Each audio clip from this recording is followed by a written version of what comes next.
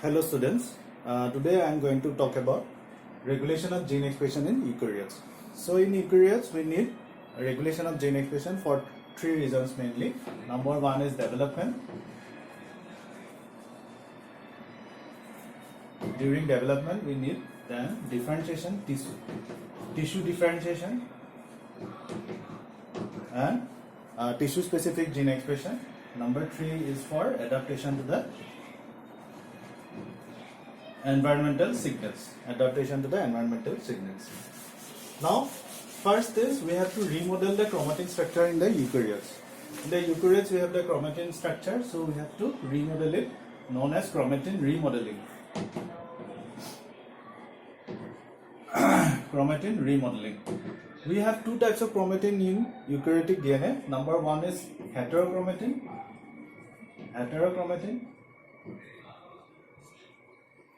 Around 10% of heterochromatin region is there, which is more condensed, for example in the centromeric region, and it is transcriptionally inactive than euchromatin. Euchromatin is less condensed than heterochromatin and it is transcriptionally active. Now the chromatin remodeling is done by three ways.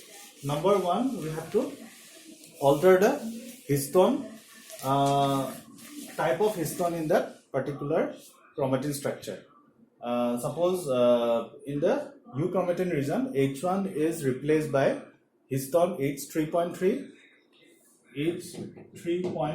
or histone 2AZ. So these types of histones are there in transcriptionally active chromatin structure. Next, we can go for covalent modification. Modification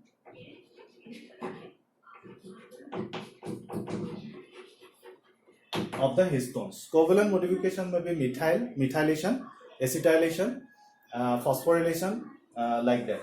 So most prominent covalent modifications of histones are mainly methylations and acetylations. Usually in the euchromatin structure, histones are under-methylated than the heterochromatin structure.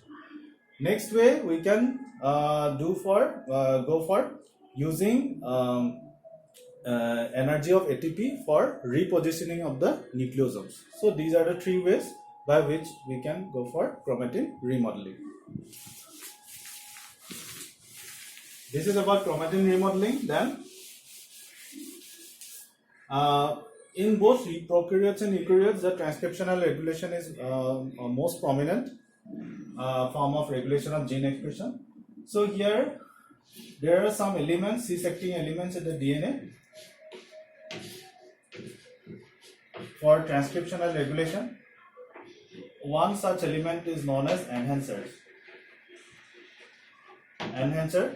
This is the segment of DNA. Then promoter, where the RNA polymerase binds, for example Tata box, RNA polymerase along with the basal transcription factors. So to the promoter, basal transcription factors will bind and form a complex, and to the enhancer, specialized transcription factors will bind and form complex. So this is the target gene, this is the structural gene. Okay.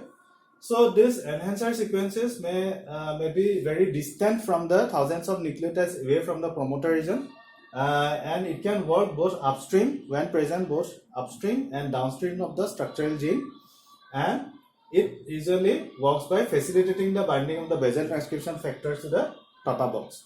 Okay, this is how these enhancers work. Now these DNA binding transcriptional factors are nothing but they are proteins. So these are DNA binding proteins. So the rough structure of DNA binding proteins is like this. This is just a schematic diagram. There is a domain known as DNA binding domain.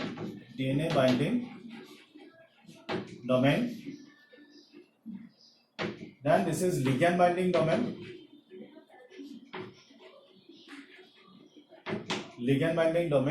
And there are some activation domains like this. Okay. So this is DNA binding protein. These DNA binding proteins bind to the segments of DNA with the help of some motifs. These motifs are super secondary structures. Motifs. Number one is leucine zipper motif. Oh, sorry, zinc finger motif. Zinc finger motif. As the name suggests, it consists of zinc ions. 9 zinc ions are there, which form coordination complexes with cysteine residues. Cysteine residues and forms a finger-like structure. This is cysteine zinc finger motif. It may also be cysteine histidine zinc finger motif. Cysteine histidine zinc finger motif. Next motif is helix turn helix motif. Helix turn helix motif. In helix turn helix motif, there is the alpha helix structure. There is a turn, then another alpha helix structure is there. So, in a monomer of helix turn helix motif, there are 3 antiparallel beta sheets and 3 alpha helices. Third type of motif is known as leucine zipper motif. Leucine zipper motif. In leucine zipper motif, it forms a zip structure. So, suppose this is the N terminal side of the polypeptide chain. This is the C terminal. Suppose these are 2 polypeptides and they form in every 7 position of this polypeptide there is a leucine residue in both the polypeptides which will form a zip-like structure. This is leucine zipper motif. So with the help of this motif, the DNA binding proteins, that is the transcription factors, bind to the DNA segment. Next is regulation during processing, post-transcriptional processing of RNAs. So post-transcriptional processing of RNAs consists of 5' capping, poly-A tailing and splicing, isn't it? So most prominent type is alternative splicing. Most prominent type of regulation, alternative splicing. So as you all know, in the genes, suppose this is the gene structure. In the genes we have exons or express sequences and introns or intervening sequences. Suppose in this particular gene we have exon E1, exon E2 and exon E3. In between there are intron structures. Okay. So by post-transcriptional processing, this is the heteronuclear RNA. By post-transcriptional processing, we remove the introns and splice together the exons. So in 2 ways we can splice these exons. Suppose in one way we have spliced E1, E2 and E3. Exon 1, 2 and 3, which will produce one protein which we term as protein A. Another way we can splice E1 directly with E3,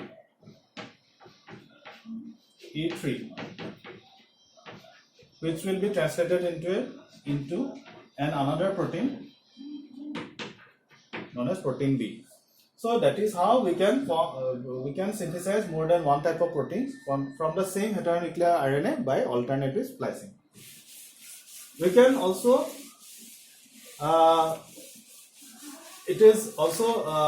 there may be also alternative transcription start sites. It can also differ, and that is how we can get different types of protein from the same heteronuclear RNA. Also, there may be also alternative polyadenylation sites, poly-A tailing. Okay. Now another form of regulation is RNA editing. So what is RNA editing? RNA editing is we have ApoB48 and ApoB100. So the heteronuclear RNA for both ApoB48 and ApoB100 are same. They have the same sequence. But by RNA editing, we can have both ApoB48 and ApoB100.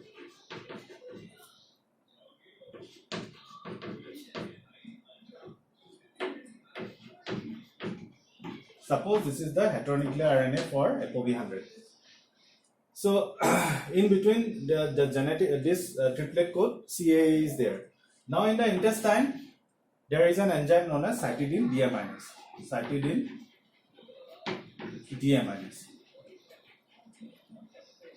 which will remove the amino group from the cytosine to form uracil, and it forms UAA.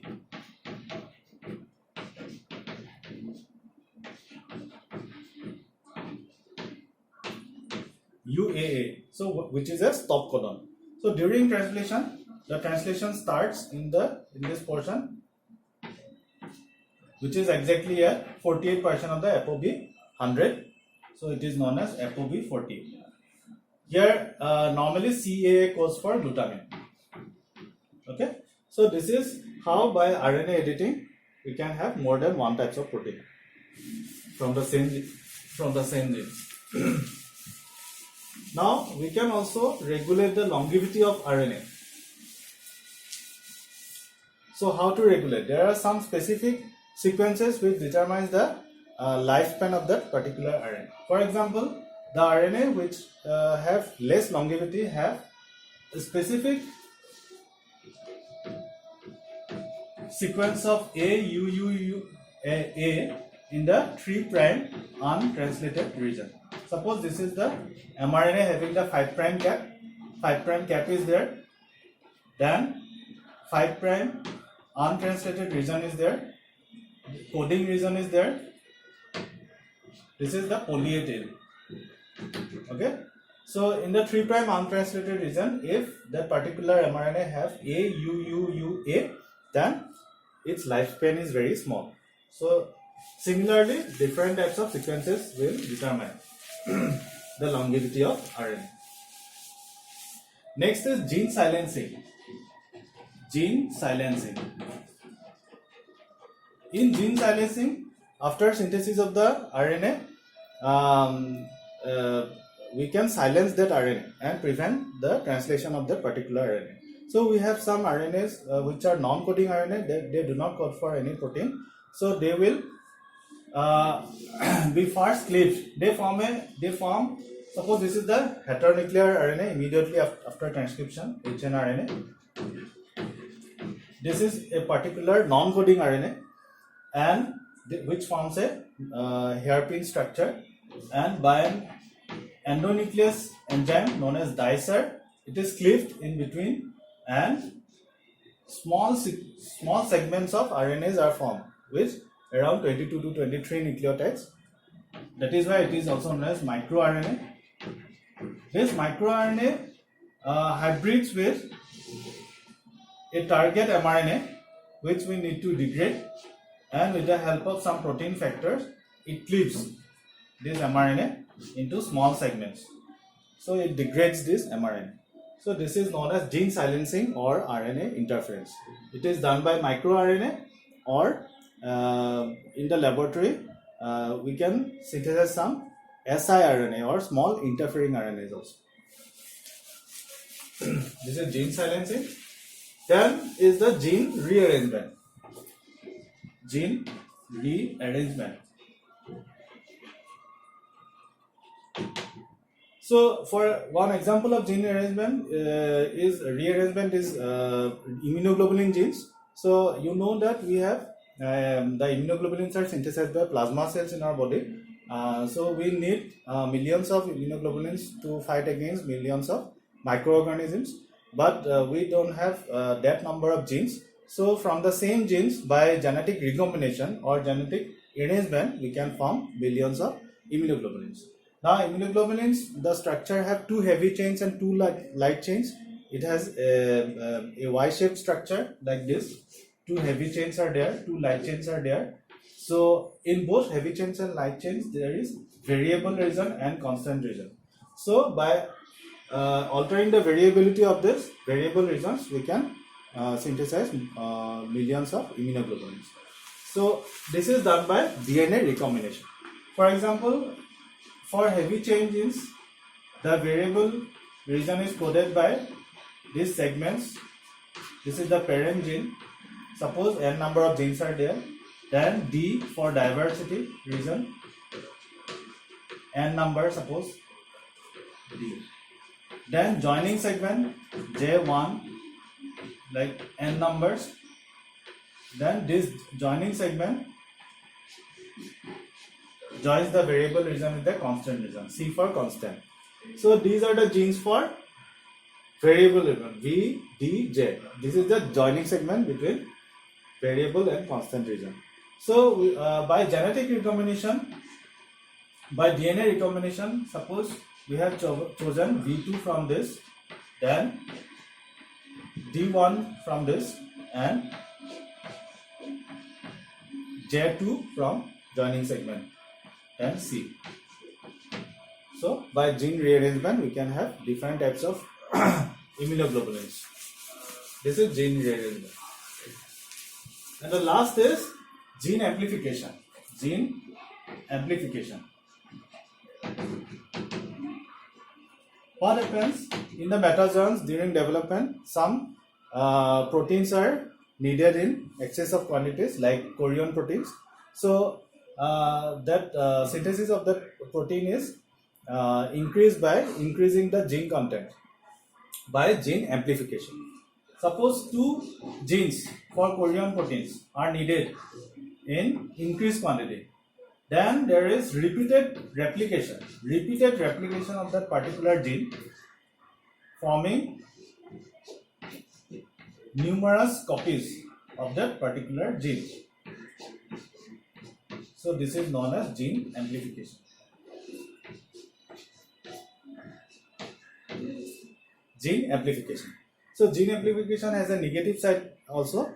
For example, in cancer patients, there is an anti-cancer drug known as methotrexate, and when it is administered, sometimes what happens, this cancer cells becomes resistant to this drug.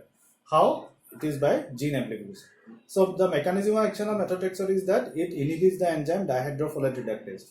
So in time, the cancer cells they amplify the genes for dihydrofolate reductase enzyme, so that the drug becomes resistant to the cancer cells. Okay, so this is all about regulation of gene expression in eukaryotes. Thank you.